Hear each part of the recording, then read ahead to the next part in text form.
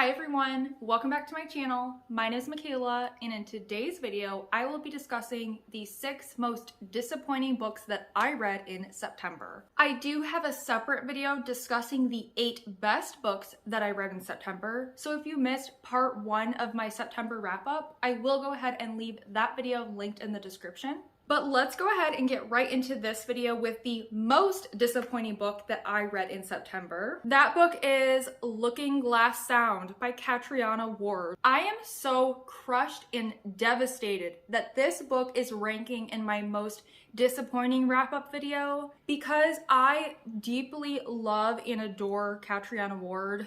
I went out and bought this book on release day. I also heavily annotated it. I had such high hopes for this one, and you know, it's not a terrible book. I know I'm like really hyping up how disappointed I was, but truly this book is not terrible at all.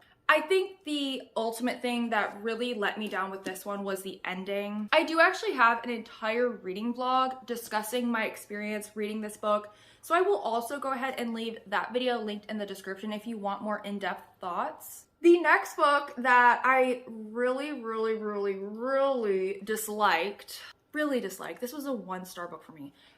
Looking Glass Sound, I rated 2 stars. This was a 1-star book for me. It was the first 1-star that I've had in a long time. Since I've started really like going all in, like diving into the deep end with DNFing, I haven't had a 1-star book since then, okay? So this was my first 1-star in a couple months. And the book I'm talking about is I Know Who You Are by Alice Feeney. This book was just maddening. Absolutely maddening. This is what I have talked about with Alice Feeney, is that she will have such a good thing going, right? And then she gets to the twist and she just totally throws it all away, okay? I want to compare it to getting into a relationship with somebody and you really like this person and they seem like they're great, right? Like they have all the things that you are looking for in a relationship. And then the red flags come up.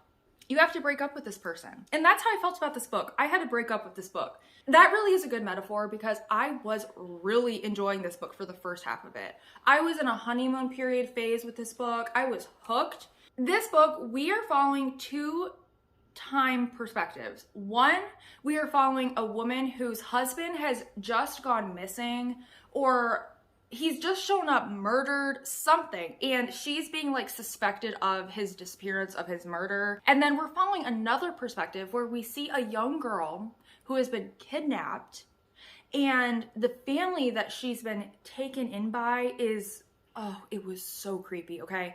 They basically try to brainwash this young girl and make her forget who she was, and they want to mold her into this other person that they want her to be. So they make her forget her name. Her name was Kira. They tell her her name is now Amy. She can never refer to herself as Kira. She is Amy. And they try to just like brainwash her pretty much. That was very creepy. It was a very creepy, interesting POV to read about. That had me hooked. I didn't really care about the modern day perspective of the woman with her husband. Like I've said before, I'm just like really tired of reading domestic thrillers where there's relationship drama and it's all about an abusive marriage. That was the other perspective. Like she was in a very physically abusive marriage. I really hate to read about women being abused. It's very difficult for me to read books about women being abused and like them and get along with them. So for me, the chapters with the young girl, that was the most interesting portions to me. Also, this book reminded me so much of Lisa Jewell's book, Then She Was Gone. Okay, here's the thing too. I was not gonna make that comparison. Like it really reminded me of it, but I wasn't gonna say it. Okay, I wasn't gonna say this feels like a copy of Then She Was Gone until I wanna know which one was written first too, because it's weird though. It's weird because there is a thing with hamsters in both of those books. Like the thing with that girl being kidnapped, it reminded me so much of the Lisa Jewell book, Then She Was Gone. And then there was the thing with the hamsters. There is hamsters in both of these books. And it's so weird to me. Okay, I'm just gonna look it up. I Know Who You Are was published in 2019. Then She Was Gone by Lisa Jewell was published in 2017. So Then She Was Gone was published first. That book was a massive success. I believe that is Lisa Jewell's most read novel. It has 574,000 ratings on Goodreads. That is enormous, especially for a thriller. That book had huge success. And so I do kind of feel like Alice Feeney a little bit ripped Lisa Jewell off with that book. I feel like she was definitely trying to like tap into the success of that one. And the thing with the hamsters, that is the thing I can't get over, because I feel like you literally lifted that straight out of Lisa Jewell's book. Like, it's used in a different way, okay? So don't come for me in the comments. I realize they are used differently, but it's so similar, okay? Like, that really specific detail, the fact that they're in both of them, and the fact that I was already getting very strong Then She Was Gone vibes, it's just weird to me, okay? Now, let me tell you why this book was a 1-star book. The twist. The twist ending. I'm sorry, but there is no way. There is no way. Absolutely not. And Rock, Paper, Scissors is another one that's like very unbelievable. Rock, Paper, Scissors felt gimmicky to me. It felt cheap. But I Know Who You Are is the most unbelievable. There is no chance. Oh, it made me so angry, and it was so gross and weird, and we didn't need to go there. I don't need that in my thrillers, okay? I do not. I don't want to see it. And I'm not going to give you spoilers. I can't really go into what this twist was. If you do want spoilers though, and you've read this book and you're curious what I'm talking about, go to my Goodreads review of this book, because I did tell you the spoilers, and it was just, honestly, it was offensive. It was horrible. I do not recommend you guys read this book, okay? Unless you want to be really angry, and why would you want that? There's so much wrong with the twist at the end of this book. It just honestly felt so cheap and so offensive to me. I know it's books, okay, and it's not that deep and it's not that serious, but it really made me angry. And also, like, because I haven't had a 1-star in several months, it's because I've been DNFing a lot of books that I know I would hate if I kept going.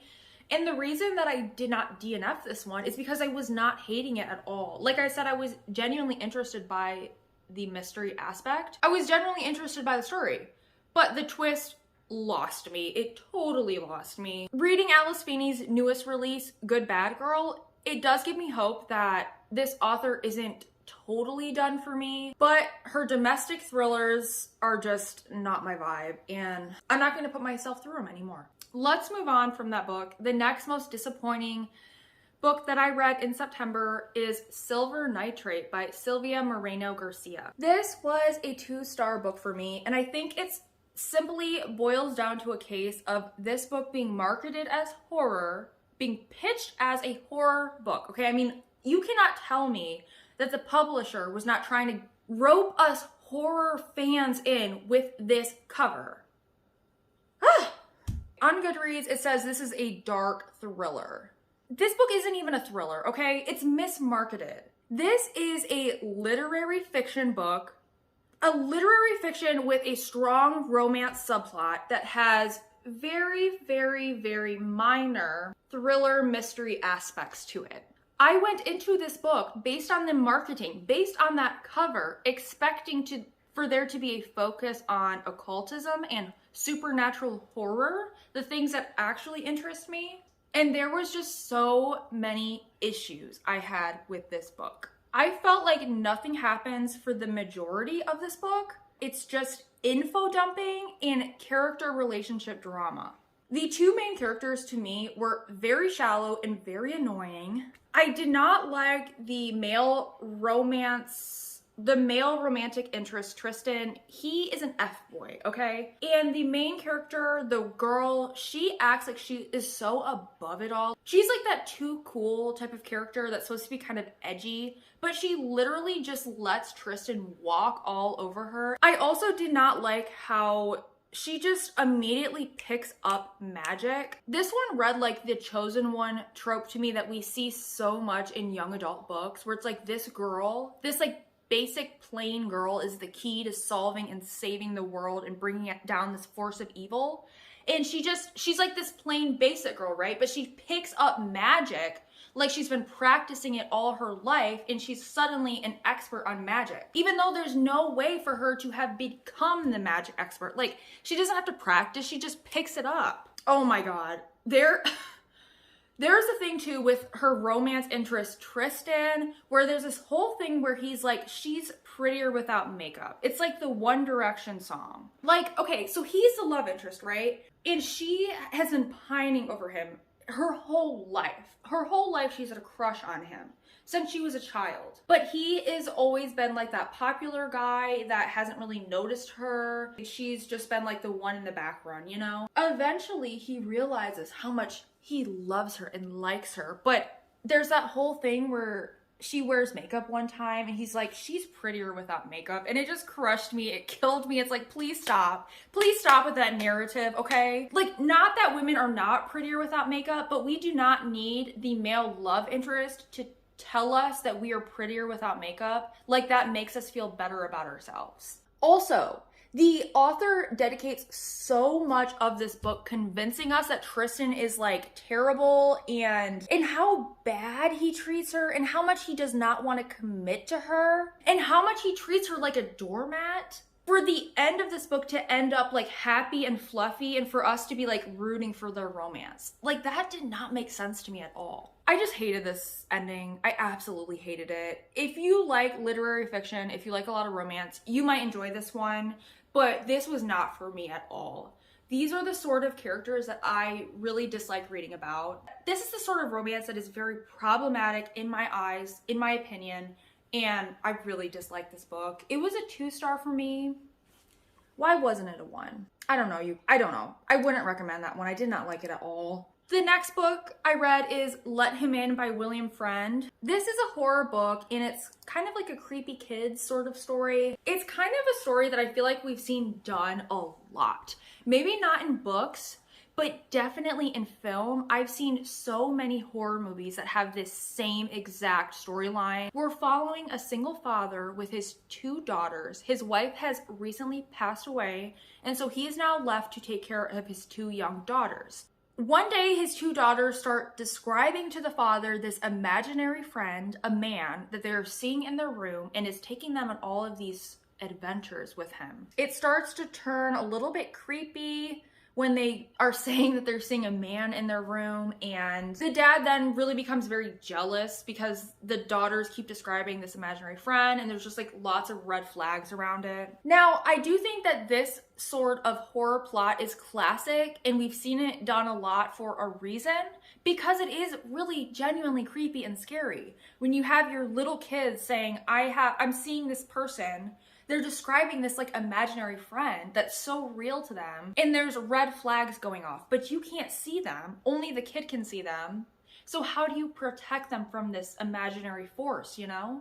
There were parts of this that were very creepy, very, very spooky. However, a lot of this book dragged for me. A lot of this book was very slow. The mom of this book is not a character. Like I said, she's passed away, but her twin sister is a very central force in this book. She's a therapist, and she comes into this book to kind of like help the girls and talk to them about their feelings and try to figure out what's going on with this imaginary person that they keep talking about. The dad starts to develop a romance with the sister, and it was so sleazy to me. The mom has not even been dead for 1 year, and he immediately moves on and starts moving in on this sister. I don't know what the author's aim was there, if we were supposed to get along with that, but it was weird to me how much the dad is immediately into this sister, right, of his dead wife. It was so slimy to me. I couldn't get along with that. Also, if you do not like dream sequences, you're not gonna like this book, because there is a lot of dream sequences where the dad, like every chapter that the dad narrates picks up with him coming out of a dream. And it was too much. We did not need all those dream sequences. This book did kind of give me vibes of the Netflix film, The Babadook. So if you liked that film, maybe give this book a try, but it's nowhere near on the same level as that movie at all. It just has kind of similar vibes to it. The ending, though, was a choice. I really don't like the ending. The last page, the last sentence, it was weird. it left me feeling like, what, you know? Overall, I rated this book 2 stars. It has positives to it. There were spooky moments, but ultimately it did not work for me. The next most disappointing book to discuss is Vampires of El Norte by Isabel Cañas. I had really high hopes for this book because I genuinely adored the Hacienda. I was expecting something similar to the Hacienda, but ultimately, this book is, again, mismarketed, similar to Silver Nitrate. This book is marketed as historical romance, which absolutely 100% that is what this book is, but it's also marketed as gothic and horror. There is no way, no chance that you could call this book a gothic horror. The vampires was such a minuscule part of this book. They were such an underutilized and forgettable portion. The fact that it is titled the way it is really bothers me because I feel like it's false marketing and kind of like trying to rope readers in thinking that they're gonna get vampires. And you don't. You really don't.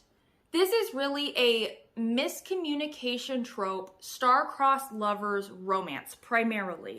And it really read like a young adult romance book to me. I think if you do like reading romance, you actually will really enjoy this book because this author is a very, very, very good writer. I commend her for her writing. She is very good at building up atmosphere and giving very good descriptions with a lot of imagery, but I'm just not the right reader for this sort of book, and I just feel like I was sold a book that did not deliver on what it was selling me. The final book that I'm going to be discussing in this video is one that I had a very difficult time deciding what I felt about it, and even now I truly do not know what I think about this book. That book is 𝚆𝙾𝙽𝙃 by 𝚆𝙃𝚃𝙷. Every single time I read an 𝚆𝙃𝚃𝙷 book, I have the same thought, and that thought is I do not know what I think about this book. This is like a dark medieval fantasy, not even fantasy, like it's realistic. It is very, almost too realistic of what would have gone on in these medieval times. It's very dark. There are so many triggers in this book.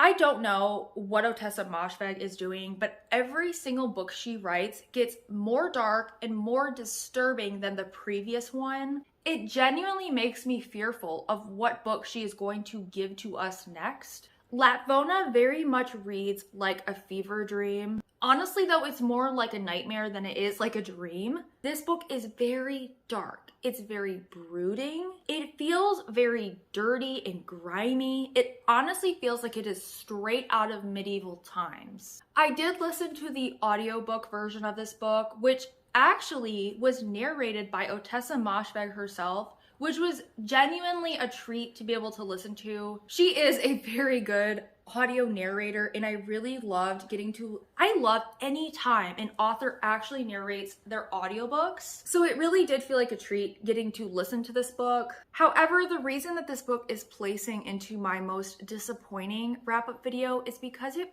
put me in such a bad mood. I don't know. I didn't know. I had a really hard time figuring out if I wanted this to go in my best of or my worst of. I rated this book a 3-star. And saying that, I feel like I don't want to rate this book at all because I genuinely do not know how I feel about it. I can't call this book good and I can't call this book bad. I don't know what to call this book. I will say that the characters in 𝚆𝙃𝙃 are honestly the most unlikable and detestable characters I have ever in my life read, except for 2 characters, Ina and Lisbeth. If you've read this book, I liked them, okay? Ina is like the #1 witch, okay? I really loved Ina's character, and Lisbeth, I really liked her too. So there were things I liked about this book a lot. There are characters I enjoyed. I just don't know how to feel about it. There are so many dark, disturbing, triggering scenes in this book. This to me reads like extreme horror at times because it is so dark. And I don't read extreme horror because scenes like that, really, really detailed, triggering, dark stuff, I don't like to read about. I love horror, but I don't want on the page graphic scenes because it puts me in a bad mood. It sticks with me and I don't need to read that, okay? I don't need that in my headspace. It's really hard for me to try to tell you guys how I feel about this book because I still don't know. I have no idea, not a single clue. I think if you like reading extreme horror, you may genuinely like 𝚲𝙾𝙽𝙽𝙴𝙲𝚃. It's well written. I always feel like 𝚲𝙾𝙽𝙽𝙃 is a very talented writer. She writes things that I don't know if we needed them to be written, but that's like the extreme horror genre for you, right? Like, you don't need that sort of thing to be written. It made me want to look up interviews of her talking about her inspiration and her point behind this book because I don't know what that was.